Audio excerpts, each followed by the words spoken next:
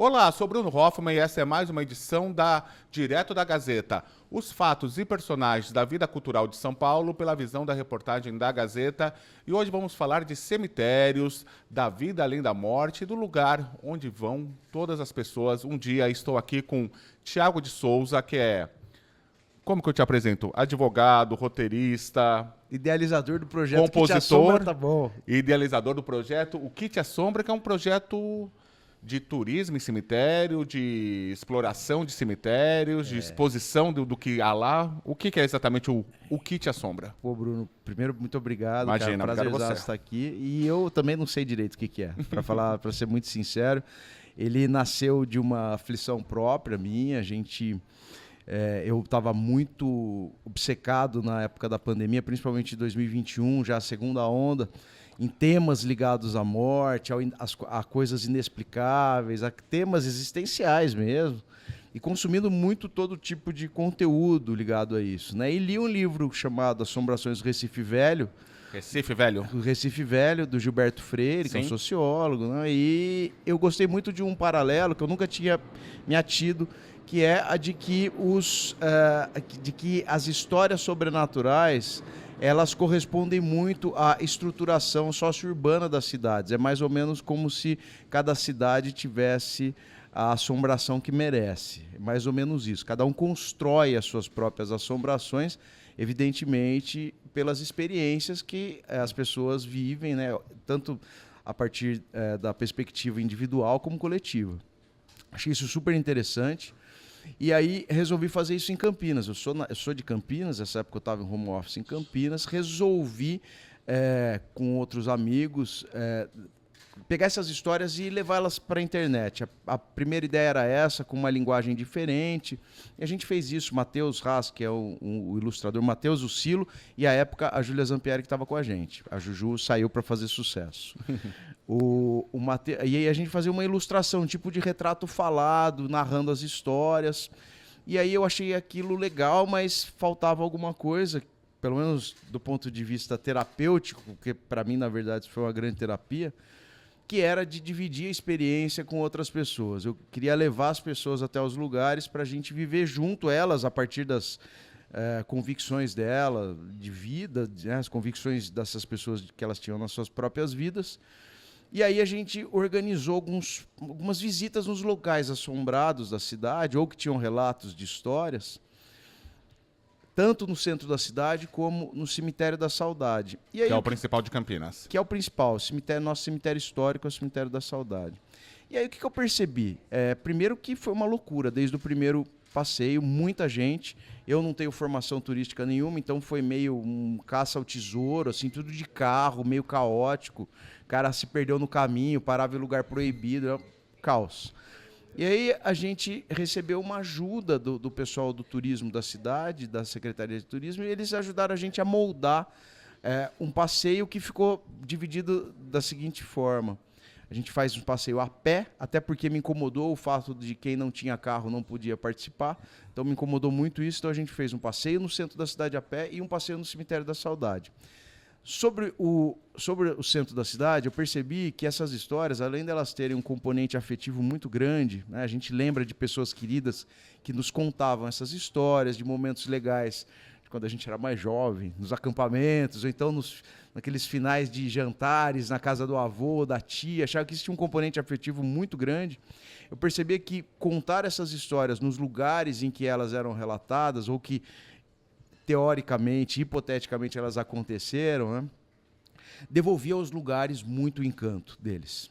Então é como se a gente devolvesse a alma do lugar a partir de sua própria história. E claro que essas histórias sobrenaturais, elas têm como cenário a própria história do lugar. Deixa de ser apenas uma esquina para virar algo diferente, Algo né? diferente. Reinterpretado. A gente revive o tempo e espaço em que a história foi concebida. Então, Campinas, por exemplo, tem a história do fantasma do Carlos Gomes, que é um grande brasileiro, Sim. maior...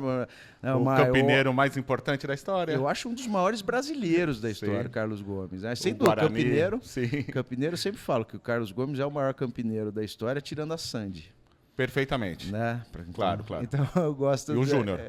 Não, a Sandy. Só a Sandy, tá Só bom. a Sandy. Brincadeira, o Júnior também, vai. Vamos tirar ele Mas tem o Kleber Bambam também, que é outro grande campineiro. Kleber Bambam é campineiro também? É mole? E o Luciano do Vale. Luciano do Vale, o PDV. E o Paulo do Vale, que vai vir aqui na sexta-feira. Querido Paulinho. Então, a gente percebeu essa potência, né? Isso para o centro da cidade. Também existem os estigmas muito ligados à pobreza, como se as pessoas se sentissem ameaçadas em ver morador em situação de rua. Então, eu adorei construir uma ideia de contar história. Então, tem um pouco de termo em inglês meio bobo, mas storytelling mesmo. Sim. A ideia de circular pela cidade a pé. A cidade é sua, então volte a caminhar por ela, devolva um fluxo legal, enfrente certos medos. Medo é um ativo muito importante, econômico, que a gente não percebe o quanto isso é usado em política. Para poder, né? Para poder, em política, Manutenção de economicamente, quer dizer. Então, tudo isso, na verdade, claro, isso tudo a gente mistura e torna e cria uma experiência bacana para quem vai, né? Não fico pregando nada disso, né?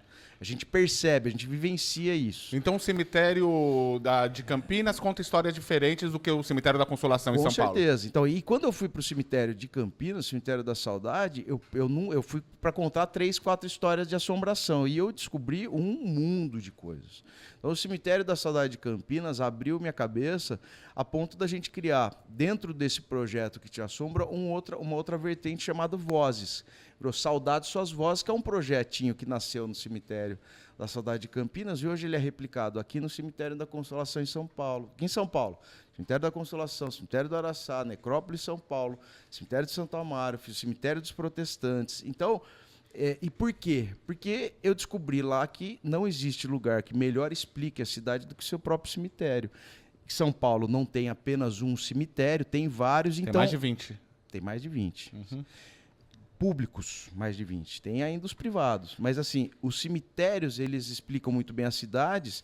E como São Paulo é uma cidade descentralizada, vamos dizer assim, né? Ela tem vários bairros que têm suas próprias histórias, ele explica as histórias dos bairros. E antes de ir para os cemitérios desses mais importantes do centro de São Paulo, mais importantes não, mais conhecidos, Mais né? famosos. Mais famosos.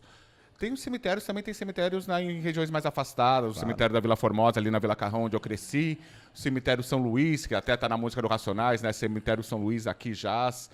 O que esses cemitérios que não têm obras artísticas contam de importante para a vida cultural de uma cidade? Eu não gosto do termo o cemitério é um museu a céu aberto. Não gosto desse termo. Não gosto desse termo porque ele reduz muito o imaginário de quem escuta essa frase de que o cemitério importante é o cemitério que tem conjuntos escultóricos. Então, obras de arte. Obras de arte. Então, eu não gosto dessa ideia. Acho que o cemitério é uma grande sala de aula. Todos os cemitérios são grandes salas de aula. Não importa qual, não importa em que bairro esteja. Esse cemitério que você citou, por exemplo, São Luís, é um cemitério que, assim como na música do Racionais, a gente vai lá e assiste ao vivo a reprodução exatamente do que ele fala. Porque ele tem um percentual muito grande, a grande maioria dos sepultados lá são jovens, negros, mortos de maneira violenta. Quer dizer, você tem ainda essa... É interessante que o São Luís mudou um pouquinho o perfil com a pandemia, porque começou a sepultar idosos mortos na pandemia. Então se vê muito aquela cena da mulher negra com o rosto sofrido. Aquela senhora com a camiseta, às vezes com a foto do filho. Pondo a flor sobre o túmulo. É isso. Então, é uma história importante da cidade. Conta uma história sobre São Paulo, é uma história social, né? Social, exatamente. Vila Formosa, além de ter esse componente também no Vila Formosa, você tem já um outro lugar, um outro assunto que eu gosto muito, que são milagreiros de cemitério. Ah, esse assunto a gente vai entrar daqui a pouco, maravilhoso. E lá tem a menina Débora, por exemplo, que é um trauma da cidade, uma menina que no começo dos anos 80... Isso tudo que eu estou falando é a partir de um olhar muito popular e é o que se traduz lá. Então, se você for lá, essa história que eu estou contando é uma história que é contada lá, que é o que me interessa muito, como uma mitologia própria, como um tipo de contato com a espiritualidade também da cidade, do bairro, e você ter uma divindade. Num bairro é muito interessante. Por isso que eu não gosto de falar santo popular. Eu gosto de falar milagreiro de cemitério, também devolvendo a potência para esse fenômeno. Como chama essa milagreira? Menina Débora. E o pessoal vai lá pagar promessa para ela? Vai lá pedir ajuda da menina Débora. A menina Débora, popularmente dizem que a menina Débora foi uma menina que foi esquartejada pela vizinha, em alguma medida por ciúme do seu próprio marido, que tinha um afeto muito grande pela criança. A criança ficava com ela de vez em quando. Um dia ela pegou a criança, esquartejou e separou os pedaços da menina para ela ser encontrada dessa forma, de maneira muito chocante, por quem ela queria se vingar por alguma razão. Então, popularmente, é a história que se conta. Menina Débora foi sepultada lá. Inicialmente, as pessoas iam lá para rezar por ela, que é mais ou menos um processo parecido dos milagreiros. Aqui não tem padrão, então não é tudo igual, mas muitas vezes acontece assim, eclode assim esse fenômeno. As pessoas vão lá rezar para ela e, de repente, alguém pede uma ajuda, essa ajuda é concebida, e aí ela, como agradecimento, coloca uma plaquinha que a gente chama de ex-voto. Existem outros tipos de ex-voto, mas esse é o mais tradicional. Agradeço a graça alcançada. Ex-votos, como se escreve? X, tracinho, votos? Ex mesmo de ex, Tá. ex-voto. E aí a pessoa inicia com esse gesto de gratidão e de publicização do poder divino desse túmulo, começa um processo devocional coletivo. As pessoas começam a ir lá pedir ajuda e, quando conseguem as graças, devolvem, manifestam sua gratidão com ex-votos, dizendo e propagando mais e mais que essa divindade está lá à sua disposição. E além de tudo, o cemitério da Vila Formosa, eu que eu cresci ali do lado, passei a adolescência, tem bastante amora também. Tem tudo. Então, Fruta de cemitério é uma coisa... Falam que as frutas de cemitério são elas deliciosas. estão bem adubadas. De vez em quando como umas pitangas só. Sim, não, eu recomendo. O Não sei cemitério São Francisco Xavier, no Rio, é famoso pelas mangas. As melhores mangas do Rio de Janeiro, o pessoal fala que está no São Francisco Xavier. Que beleza. E sobre os cemitérios mais centrais, também conta uma história sobre o poder em São Paulo. Também, claro. Qual que é o mais importante? Qual que é o seu preferido? Eu não tenho preferido. Eu gosto de todos, porque todos, para mim, traduzem muito isso, da ideia de mudança da cidade. Por exemplo, é curioso dizer para muita gente que, e também é gostoso essa visita, essas visitas também são muito gostosas. Por isso, você revela, por exemplo, para as pessoas que o Cemitério da Liberdade, o primeiro cemitério de São Paulo formal, porque as pessoas eram enterradas em igreja ou em qualquer lugar, quem era pobre, quem era rico, católico, era dentro de igreja. Mas que o bairro da Liberdade é construído em cima do primeiro cemitério de São Paulo, que é o Cemitério dos Aflitos. É próximo daquela igreja que fica bem escondidinha ali? A Capela dos Aflitos. A Capela dos Aflitos. Exatamente, que guarda uma história muito bonita de um Francisco José das Chagas, que é o Chaguinhas, que é uma entidade que eu considero meio que um milagreiro de cemitério também, porque não há reconhecimento de sua santidade pela igreja. Em contrapartida, o lugar era um cemitério e há uma devoção fortíssima para ele desde sua morte, praticamente. Então, eu defendo essa teoria. Mas, para além disso, ali é um lugar que tem, inclusive, interesse arqueológico. Não por outra razão, em 2018, descobriram do lado da Capela dos Aflitos, quando fizeram as fundações para ter um shoppingzinho lá, acharam 9 ossadas. Então, ossadas antes dos séculos ossadas passados. Desse cemitério, que começa a ser utilizado em 1775. Então, por questões sanitárias, o cemitério que era utilizado para escravizado. Ali era um local de tortura de escravizados. Ali existia a forca municipal. A forca fica no Largo da Liberdade, onde fica a estação de metrô ali em cima. Uhum. Ficava a forca, tanto que ao lado tem uma outra igreja, chamada Igreja da Santa Cruz das Almas dos Enforcados. Bem do lado ali da estação, que era mais ou menos onde ficava a forca. Tem o Largo do Pelourinho, tem a Casa de Câmara e Cadeia, quer dizer, ali ficava tudo meio... Era essa a apresentação daquela região. Casa de Câmara e Cadeia, lei, prisão, Pelourinho, tortura, forca e cemitério. Tudo meio juntos, tudo a gente está falando do bairro da Liberdade. Então as pessoas não sabem disso, pura e simplesmente. Daí se a gente tem, saindo do Cemitério dos Aflitos, a gente vai para o Cemitério da Consolação, que foi inaugurado em 1858, sucede o Cemitério dos Aflitos, e também tem uma vocação interessante, porque a gente vê hoje, né, muito opulento, bonito o Cemitério da Consolação, né, cheio de obras, mas ele também foi construído com o propósito de receber, escravizar, seguindo a mesma missão. Ele não era um cemitério da elite no começo. De forma nenhuma, tanto que as primeiras pessoas sepultadas, a primeira pessoa, Dona Teresa de Jesus Correia, ela era uma agregada, que é um jeito muito simpático de dizer que era uma escravizada de dentro de casa. Existe até hoje o túmulo dela? Não existe visitável? porque ela ficou na quadra geral. Então, ela, no dia 15 de agosto de 1858, ela, um preso morto na cadeia e um escravizado foram as 3 primeiras pessoas a serem sepultadas lá. Que é muito interessante. O livro de registro de sepultamento tinha o nome da pessoa, a data do sepultamento e o nome do senhor daquela pessoa. Então não existia perspectiva nenhuma de que ricos fossem sepultados lá. Mas isso já é um debate antigo, era um debate antigo já. Desde Dom João VI existia um primeiro decreto, uma carta régia que proibia sepultamento dentro de igreja, porque existia a teoria dos miasmas. Na verdade, existia a teoria dos miasmas e também existia um debate, uma disputa de poder entre a coroa e a própria Igreja Católica, que já vinha desde o Marquês de Pombal, né? Porque a Igreja Católica detinha o monopólio da morte. Então, tudo que era relacionado à morte, então, sepultamento, missa, tocar o sino, não sei o quê, tinha um valor. Tinha gente que pagava missas, por exemplo, 1000 missas para ele, depois que ele morresse.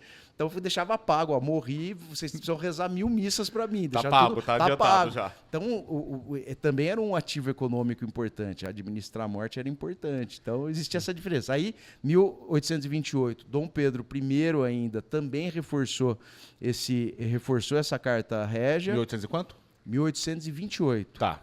E aí depois, então você imagina, para chegar em 1828, que já era Brasil, já era Império, mas era Brasil, já era independente. não era Portugal.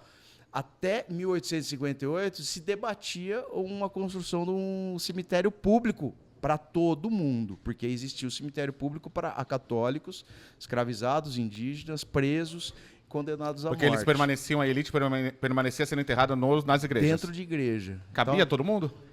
Eles colocavam nos Campos Santos, então não era só dentro de igreja. Se você fosse muito rico, quem era muito rico queria ficar mais próximo do altar, porque era um local de orações. Claro.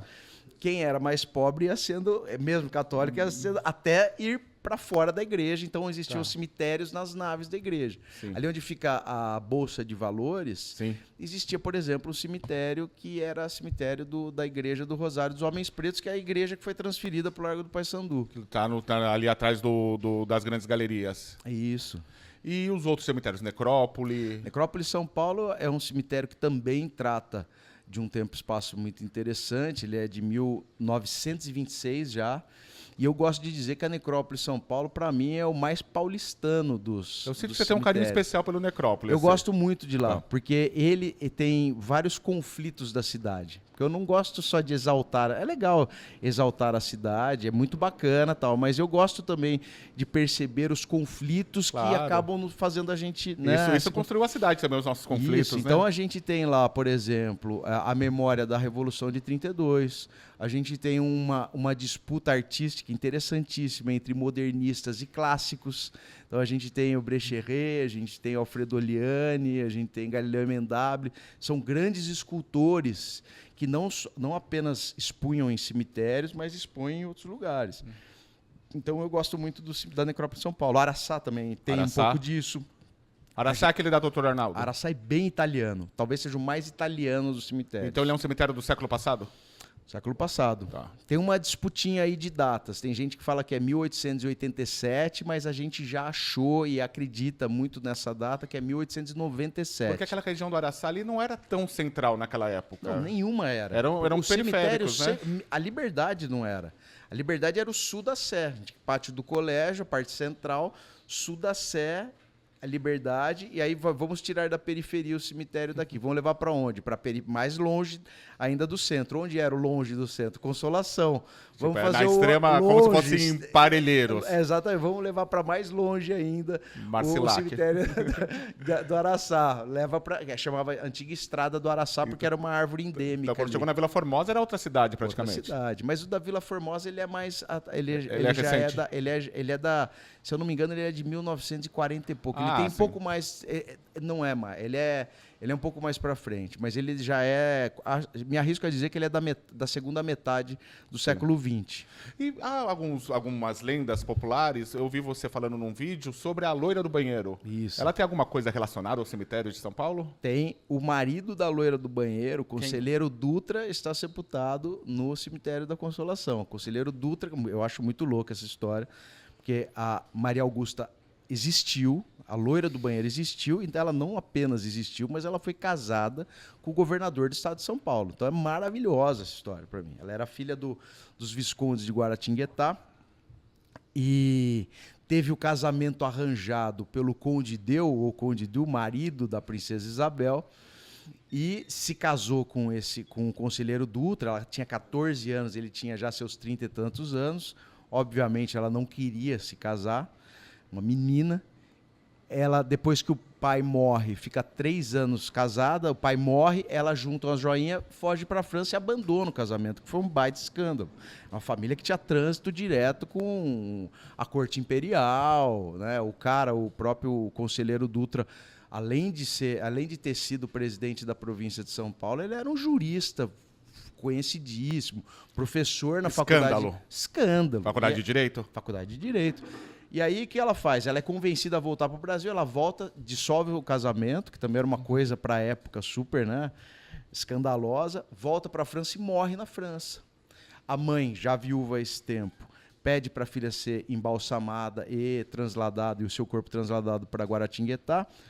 Em Guaratinguetá, ela é exposta em um dos aposentos da casa, da mansão dos Viscondes. E aí o que acontece? A mãe tem várias, já contei pequenos acontecimentos sobrenaturais interessantes na história dela. A mãe tem um sonho com ela, que ela fala: mãe, pelo amor de Deus, quero ser enterrada. Chega de me deixar exposta aqui.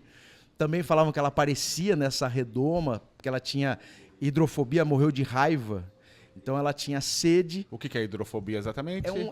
Medo parece que as pessoas que têm raiva, elas não conseguem beber água, embora tenham sede. Ah, de beber mesmo, não de tomar banho, nada disso. Não, água de beber. De beber, não nossa. consegue.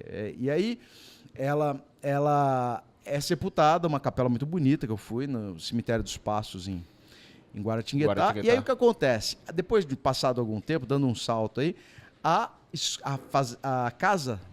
a mansão dos Visconde é absorvida pelo Estado e fazem uma escola pública lá. Aí que nasce a história toda. Ela aparecia mística. No banheiro. A primeira aparição dela nem é no banheiro, é lá nesse anfiteatro que tinha o piano dela, que era um item pessoal que ela usava bastante. 2 alunos fogem. Eu tinha a impressão que quem tivesse popularizado essa história fosse o Notícias Populares. Então ela já existia antes do Notícias Populares. A primeira acusação da loira do banheiro é num incêndio em 1919, nessa escola, que o pessoal fala foi a Maria Augusta. Então, começa muito antes da história da Maria Augusta. A história no colégio se dá por isso. A mansão deles, onde ela tinha ficado exposta, virou uma escola. Então, e aí a primeira aparição dela é essa. Ela fica lá nesse anfiteatro. 2 alunos fogem para o anfiteatro, se trancam lá dentro, está tudo escuro. Eles veem um fiozinho de luz iluminando o piano e o piano começa a tocar sozinho. E aí eles saem correndo, desesperados. E começa a mística de que ela tá lá. E aí tem um monte de visagem dela, tem um monte de acontecimentos. O Saci Pererê urbano brasileiro. Total. E é muito louco Saci Pererê. São Paulo tinha Saci Pererê. Como assim? Tinha um Saci Pererê. Tinha lobisomem em São Paulo. Tem um livro que chama Fantasmas da São Paulo Antiga, que tem a história de um lobisomem de São Paulo que atacava no Largo São Francisco. Tinha um Saci que pegava, muito interessante o Saci também. O Saci ele atacava propriedades dos homens de bem, assim. Então, o que eram os homens de bem, né? Os tropeiros e tal. E quais eram os alvos do Saci? Os cavalos e as mulheres. Olha que diagnóstico interessante de uma época. O Saci que era preso, sempre foi por peneira com um crucifixo estampado. O que é? Um caça-saci? Que era um caça-saci. Uma E aí armadilha você pra saci. coloca o saci dentro de uma garrafa também com crucifixo. O saci era tido como filho do capeta. E é muito interessante, porque a origem do saci não tem nada a ver com isso, né? A origem do saci, o saci, na verdade, ele era um grande... Assim, uma das origens mais, que eu acho mais interessantes, que o saci chamava Yaci Yaterê, e ele era, na verdade, um tipo de fiscal da cesta das crianças. Acho que era Então- isso que o Câmara Cascudo defendia, se eu não me engano. Com certeza, Sim. com certeza. E aí o Saci fazia o quê? Ele ia passando nas aldeias, vendo as crianças que não estavam dormindo depois do almoço, tamanha importância do soninho depois do almoço, que já nem passa pela nossa cabeça, Sim. mas e levava para o seu irmão Au, que tinha duas possibilidades. Ele era antropófago, ele se alimentava das crianças, ou ele transformava as crianças em feras. Né? Meu Como se Deus. precisasse transformar a criança em fera. Me Né? lembrou Então, da Lemoa, que você dormia, sentava na sua barriga. Isso, a aí. pisadeira. Pisadeira. Aqui também, em São Paulo, também tem uma história de pisadeira. Também está nesse livro. Também tá dentro do mesmo Também livro. tá. No livro tem a história do lobisomem, o lobisomem em São Paulo, que o apelido é Rolão. Olha só. Maravilhoso, né? Porque eu tô com medo de perguntar por quê. Não, é porque ele tinha uma voz muito empolada. Falam que é por isso. Tá bom. Vamos falar do Sócrates antes de ir para outro tema. Sócrates se tornou também um milagreiro de cemitério? É muito interessante. Em Ribeirão Preto? Isso, né? É muito legal isso, porque é uma mudança na concepção dos milagreiros que é desse tempo mesmo. Sócrates, bom, eu sou apaixonado pelo Sócrates, também acho que está na prateleira dos maiores brasileiros da história. Sou louco por ele. E não é corintiano. Não, eu Você. torço pra Ponte Preta. Ponte Preta. Eu tenho uma foto do Sócrates com a camisa da Ponte, nunca chegou a jogar, mas ele quase foi Ele pra quase jogou Ponte. para Ponte 87, Quase jogou. 88. Isso, ele quase foi pra Ponte Preta. Uhum. E eu tive oportunidade de encontrar e de tomar uma cerveja à época. Eu nem bebo mais também, mas a época que ele fazia o Cartão Verde na TV Cultura, a gente se encontrava num bar que também não existe, que é a Mercearia São Pedro. Vai virar um prédio agora. E vai virar um prédio. Eu ia direto lá só para encontrar ele, o Chico Sá, que aliás outro dia assisti aqui. Então Veio muito aqui honrado. também. Estou muito honrado de estar aqui sentado na cadeira que ele sentou. E o Sócrates tem se transformado num milagreiro. A gente não sabe ainda exatamente a razão. Essa constatação se deu por conta de uma placa de ex-voto, mas eu imagino que seja por ele ser, primeiro, tudo que ele significou. Né? Ele é um mártir, o Sócrates, né? E também por ele ter sido médico, acho. Né? Então, as Médico duas... tem no espiritismo, na Umbanda, Muito. Martins Fontes. Reaparece muito, né? Martins Fontes, que era um poeta muito conhecido no cemitério do Paquetá, em Santos, também se transformou num milagreiro, ou tem devoção, e ele era muito lembrado pela maior parte das pessoas como um poeta, como um escritor, mas, na verdade, lá é pela sua habilidade em medicina. Ele era um sanitarista muito preocupado com os santos. Tal. Então, eu acho que o Sócrates é muito parecido com isso. E é muito bacana ver que essa é uma mudança também na estruturação dessas devoções. Por quê? No Rio, a gente tem a Clara Nunes também, como uma milagreira de cemitério. O cemitério, o enterro dela, né, o velório, lotou, né? Lotou. Foi uma loucura. Aqui em São Paulo ainda tem um processo devocional que ainda a gente não consegue compreender completamente, mas do Ayrton Senna. Então, mudou. Antigamente, a gente tinha principalmente dois tipos de movimentos para deflagrarem a devoção num milagreiro de cemitério, que era uma morte traumática, então uma grande desgraça, criança, violência contra a mulher, a própria escravidão sempre foi um grande propulsor de devoções. A outra é o corpo incorrupto, é você abrir um túmulo numa exumação e aquele corpo está em perfeitas condições. Então, em São Paulo a gente tem o Bento do Portão, por exemplo. Qual que é o termo para isso? Você usou corpo... Incorrupto. Incorrupto, que não foi corrupto. Que não foi consumido pela terra. Sim. E agora, passado algum tempo, a gente tem a observação disso, de algumas celebridades, algumas pessoas que são mais notórias, bem nessa dimensão de celebridade mesmo, também começarem a se tornar milagreiras. Eu estou estudando, por exemplo, no Araçá. A gente foi no último passeio que a gente fez no Araçá, a gente observou uma placa que me intrigou muito, e algumas velas e uma plaquinha, um papelzinho muito simples de agradecimento a Nair Belo. E eu estou observando lá para ver se a gente consegue achar ou algum devoto ou alguém que... Por que aquela pessoa colocou aquilo? Foi algo ligado à gratidão dela em vida ou depois dela ter morrido? Me interessa muito saber isso. Por exemplo, a Marília Mendonça, que tinha muitos fãs, merecidamente. O Bruno Ribeiro, nosso amigo comum. Escreveu um livro, né? Escreveu um livro maravilhoso sobre ela. Eu acho que o melhor texto do jornalismo paulista é do Bruno Ribeiro. Pode ter pessoas que vão lá agradecer pelo que ela fez em vida, mas pode começar a ultrapassar essa barreira, por exemplo. Isso eu acho muito legal. E assim, não é, como eu falei para você, eu sou cético. Eu não sei se eu falei, eu sou bastante cético. Eu vou perguntar isso para você, qual a sua religião? Eu sou bastante cético com tudo. Mas o que me interessa e o que me dá vontade é de trazer a provocação de si. A espiritualidade da nossa comunidade, independente de qual seja, ela também não é um patrimônio imaterial de todo mundo. A gente preservar isso, a gente preservar essas manifestações, sejam elas no cemitério, porque é o meu ambiente, eu gosto muito de estudar cemitério. Mas a espiritualidade das pessoas, elas são patrimônios também. Claro. Eu estou falando isso por quê? Porque elas merecem ser protegidas a partir desse olhar. Então, a gente começar a entender isso como um patrimônio imaterial, eu acho muito interessante. Então, não sou um cara maluco que sai lá atrás e fala, agora é santo, agora não sei o quê, tudo é milagreiro. Não, Sim. Mas eu gosto muito de entender essas transformações. Porque é mais importante não se fez milagre ou não, mas como que o povo está olhando isso. Não, independente ajuda, do milagre. Isso e aquilo ajuda. Não, tem coisas muito interessantes. E assim, isso vem de muito longe na gente. Os romanos, antigamente... Olha que interessante, os romanos... Eu acho interessante, eu falo com entusiasmo porque eu acho interessante. Mas os romanos, por exemplo, eles criaram a adoção legal. Obviamente, a gente está falando de direito, a gente usa o direito romano como fundamento no nosso ordenamento jurídico, por isso que nos interessa.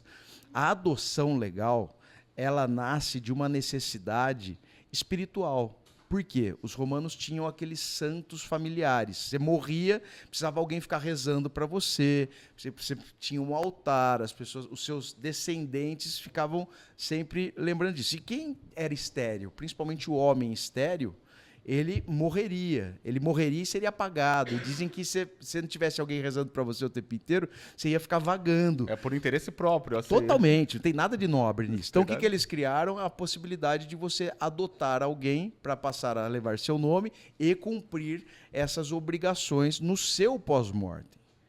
Então, maravilha. É muito interessante. Claro. Você vê que isso tem um desdobramento imediato no nosso... Até hoje, e lógico, hoje mudaram as razões, são muito mais nobres hoje, né, as necessidades de adoção, as possibilidades de adoção, mas vê como isso tem contato com o nosso cotidiano, que é um lance que eu gosto também sobre assombração. Eu adoro estar numa cidade que tem suas histórias lembradas desse jeito. Sim.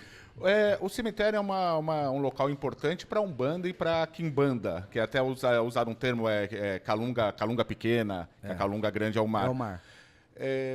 Você já teve alguma... Assim, aí tem os Exus, as pombagiras, né, que são espíritos um pouco mais elevados, e tem os espíritos pequenos, né, baixos, assim, de baixa energia, que são chamados de eguns, que ficam ali vagando, ali, segundo a fé da Umbanda e da Quimbanda. Você já teve alguma visão, alguma experiência paranormal? Eu tive no cemitério da Lapa uma situação esquisita. E olha que eu falei, eu sou bem cético. Você não é religioso? Não, nem um pouco. Mas gosto de tudo, mas não sou praticante de nada. Com ferro e fogo. Não. E aí eu tava inclusive fotografando, registrando algumas milagreiras do cemitério da Lapa. E do lado teve um túmulo que me chamou muita atenção. Que era um túmulo que tinha um tipo de armário, assim, e uma cortininha fechando, evidentemente, uma imagem que dava para ver o pé, e eu fui tentar filmar. E quando eu estou me aproximando, era um dia que não tinha nada de vento, estava um sol danado, era um sábado de manhã, que é quando eu costumo ir aos cemitérios para fazer essas pesquisas, até porque estão vazios. E aí me bateu uma brisa, mas foi um vento muito... como se fosse algo soprando no meu rosto, um cheiro de incenso, vela, muito esquisito. E aí eu interpretei aquilo, né? Abandonei por alguns instantes meu ceticismo e falei, bom, acho melhor eu voltar outro dia.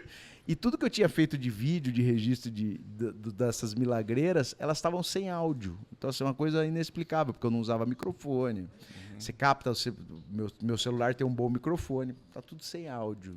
Foi muito esquisito. É difícil, ó, você aí, seu celular falhar o áudio é meio raro, né? E foi bem esquisito, assim. Tá, aí você deu uma paradinha naquele Tem dia. uma parada. Mas é interessante, porque as práticas religiosas são muito plurais no cemitério, né? Não é só Umbanda? De jeito nenhum. O milagreiro de cemitério, ele eclode, na verdade, da ritualística do catolicismo não oficial. Que fala isso é o professor Lorival de Andrade Júnior. Catolicismo popular. Popular, que a gente fala catolicismo rural ou catolicismo não oficial. Porque são práticas muito parecidas com a devoção de santos. Só que a grande diferença, por isso que eu gosto de falar que milagreiro de cemitério não é santo popular, porque santo popular é São Jorge, Santo Antônio, São José. O milagreiro, ele é milagreiro. O milagreiro de cemitério é aquela coisa da comunidade, poucas pessoas conhecem. É uma devoção regional. E aí é essa a beleza do assunto. Às vezes ultrapassa. É difícil rezar para um milagreiro de um cemitério do Ceará, de Fortaleza, por exemplo. Pode acontecer, mas é exceção. Pode acontecer. Por exemplo, Antoninho da Rocha Marmo, que estava no cemitério da Consolação e que hoje, provavelmente, vai se tornar um santo, pode ser o primeiro santo católico da cidade de São Paulo. Eu já vi gente com devoção fora. Isildinha de Castro, que ficou na necrópole São Paulo e foi levada para Monte Alto. Também tem, na cidade de Campinas, no cemitério da Saudade de Campinas, tem uma foto de Isildinha no ossário. Não fazia sentido nenhum. Quando eu não entendia nada dessa... ela tá lá. Então, às vezes ultrapassa, mas não é a regra. E é muito bonito esse fenômeno também... parafraseando o professor Lorival Andrade Júnior, que é o nosso professor sobre milagreiros, ele fala que essa relação é muito bonita porque o milagreiro compreende a dor e a angústia do seu devoto, porque ele é dali, ele está ali, ele come aquela terra, ele está ali diante do cara, ele escuta quase que num confessionário os seus problemas, como se suas fosse angústias. Para um santo católico no túmulo dele. Exatamente. Assim. Você imagina você ter... eu tive São Judas Tadeu, por exemplo, estivesse no túmulo de São Judas Tadeu. Eu tive a oportunidade de ir na catacumba de São Sebastião, onde foram encontrados os ossos de São Sebastião. Cara, é muito emocionante, muito... Até para eu que não sou exatamente... eu não sou católico, mas não tenho... Tem bonito. Nada Eu fui na necrópole do Vaticano, fiquei 1 metro da ossada de Pedro. Pô, o cara que jantou com Jesus, cara. Pô, sabe? É muito impactante. Isso aí. É impactante. Independente da religião, então, né? Independente disso. Então, e eu gosto muito, eu sempre falo que a gente vê muito essa ideia do sobrenatural a partir de 2 perspectivas também.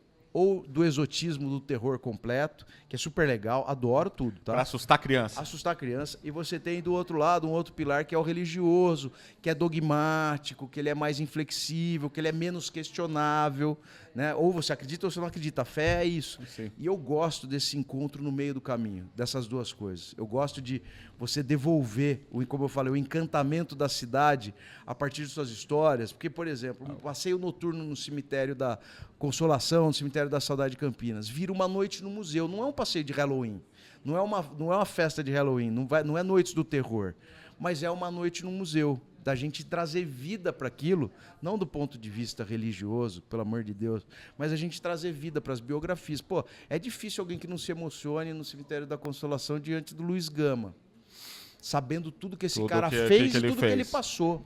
Tudo que ele passou, né? Principalmente. Tudo que ele passou. Então, assim, é difícil você não se compadecer, poxa, de uma história do Peixoto Gomide, que a filha foi assassinada pelo pai.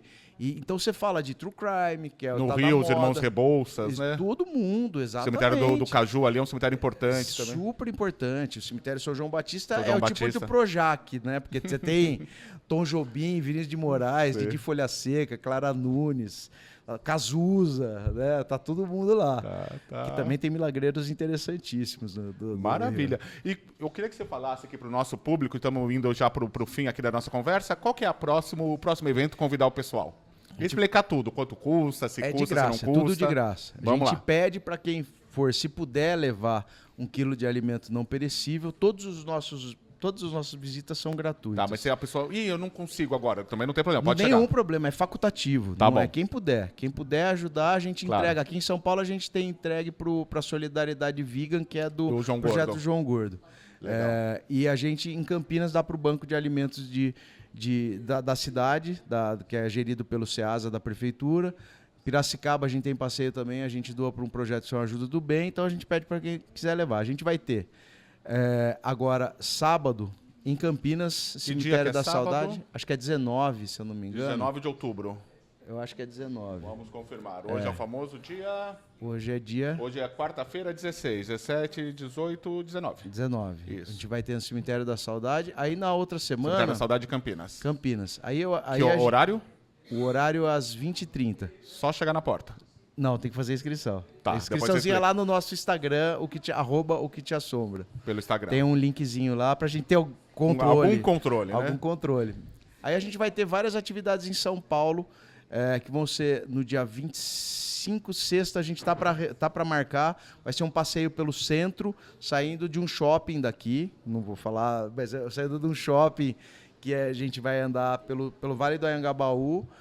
Sábado já está marcado. Se quiser falar o nome do shopping, pode falar. Posso falar? Do Shopping Light. Shopping Light, ali perto do viaduto do chá. Eu não sabia se podia falar. Não, pode, fica à vontade. É do Shopping Light, que está promovendo esse passeio com a gente. Então a gente vai sair do Shopping Light, vai dar uma volta pelo Anhangabaú, contando as histórias, porque isso daria um outro papo para a gente, porque a maior incidência de histórias sobrenaturais de São Paulo ficam no Anhangabaú e a gente tem uma hipótese disso.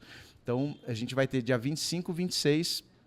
25 ainda está para marcar, mas dia 26 também já temos. E aí a gente vai ter dia 31... a gente vai ter uma visita no dia 26 ainda de manhã, no Obelisco de Ibirapuera, que é um mausoléu. Sim, então as pessoas não sabem. Que é o soldados de 32, né? Monumento, mausoléu ao soldado constitucionalista de 32. E eu recebi aqui no meu ponto que a Gazeta de São Paulo divulgou esse evento de sábado. Ah, é? De sábado? De sábado. Estamos passando aqui no meu ponto aqui. Que legal. Ó, pode vir aqui, por favor. A gente vai soltar aqui hoje essa matéria. Ele escreveu. Ah, que legal. Olha a coincidência. Então deixa eu te dar um outro toque. Vai sair, eu acho que a gente vai ter outra data, porque esse acabou em meia hora. Então acho que a gente vai ter dia 25, sexta, a gente vai abrir uma data nova. Provavelmente. Já estamos direto com a fonte aqui. A gente tá só ajustando o meu horário. Ponto é um papelzinho que a nossa editora tá jogando ali atrás, ali, ó. E aí a gente vai ter dia 31, é uma coincidência. 31 de outubro. É, uma coincidência. A gente vai fazer um passeio noturno no Cemitério da Consolação. Não tem nada a ver de Halloween. Nada a ver. Não, é Dia de los Muertos. Tem mais a ver com o Dia de los Muertos. Você gosta dessa polêmica Dia do Saci, Halloween? Eu acho que a gente tem que aproveitar tudo que é efeméride para trazer essa energia para o nosso assunto. Eu não perco tempo discutindo. Eu falo, vamos falar história de assombração, de tal, mas vamos contar as nossas. Eu vou dar minha opinião. Eu não cresci com Halloween, né? Tenho 45 anos, não cresci com Halloween.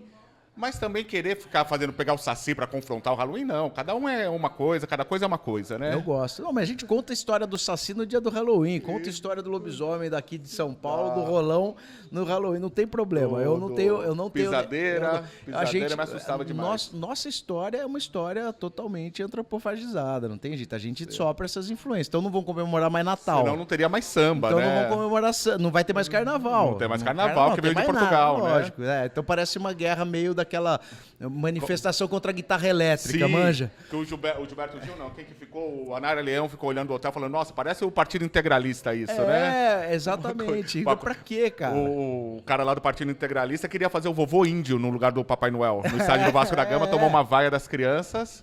Cara. Então isso assim, aí. porra, pelo amor de Deus. Eu só não tenho tradição de gostar de Halloween, mas, pô, é uma mistura que super acontece. Super legal, uma época de fantasia. Vai lá, se veste de bruxa. As crianças adoram essa história. Então é isso. Quando você morrer, quer ir pra onde? Quer ser enterrado? Cemitério da Saudade, de Campinas. Enterrado ou cremado? Não, enterrado. Enterrado é mais legal. Enterrado. Quero estar lá disponível. Não, nada contra quem quer ser, pelo amor de Deus. Exatamente, assim, tô falando pra visitar, assim, pro seu trabalho. Eu vou. Quero encontrar meus amigos. Pô, a gente tem um monte de conversa pra ter lá com a rapaziada. Então eu vou ficar por ali com eles. Quando quiserem me visitar, eu vou estar lá.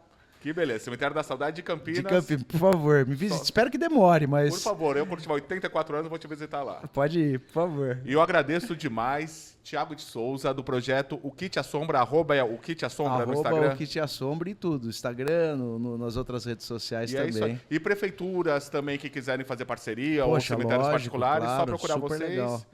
A gente na verdade é isso. Eu não é que a gente faz gratuitamente porque eu faço voto de pobreza, nada disso.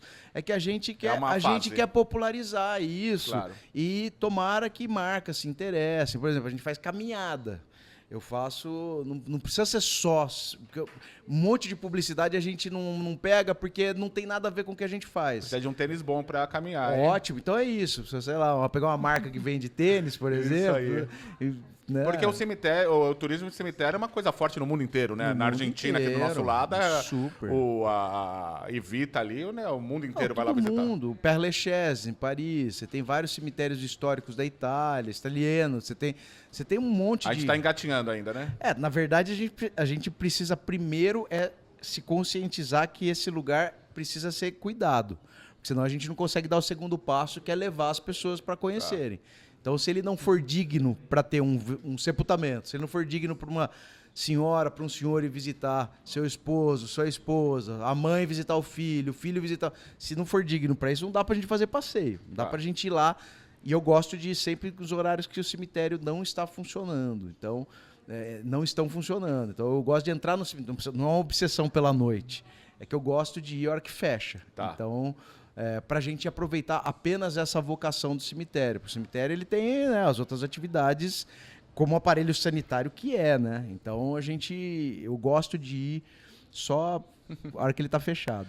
Obrigado, Thiago de Souza. Eu que agradeço, cara. E apareça lá, pô. E vamos fazer um passeio, ainda não fiz. Farei o próximo em São Paulo.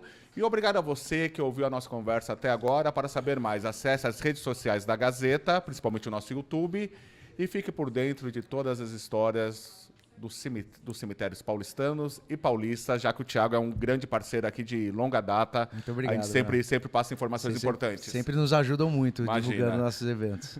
Um abraço a você, até a próxima e tchau!